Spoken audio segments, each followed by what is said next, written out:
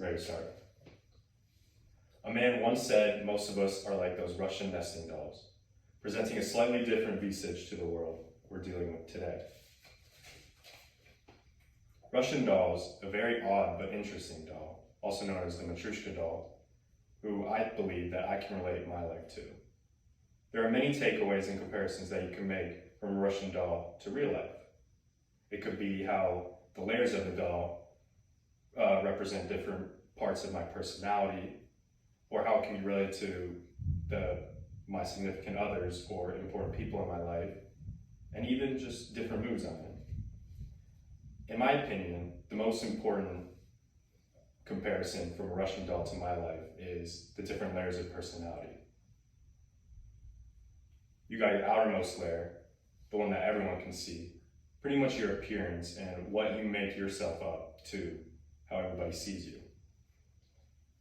I would say that I'm a very big sports fan, so people would see me as passionate about that. And I would say, the smaller doll would represent my patience, because it's not all the way there. So the smaller doll, the smaller personality trait it is. In addition to having multiple parts of personality, I also represent towards Russian doll through having significant others in my life.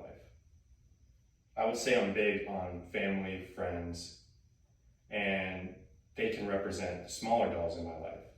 So when they're, how the dolls stacked up, you get a strong base going, And without them, you feel kind of hollow and, not as there. So that's how I would represent how big family and friends are important to me.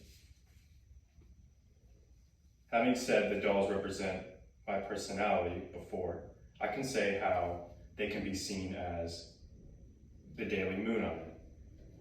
The bigger the dolls can be, the more important moods like the happy, and if I want to be productive, if I want to, do something that day, which can make it up more of myself.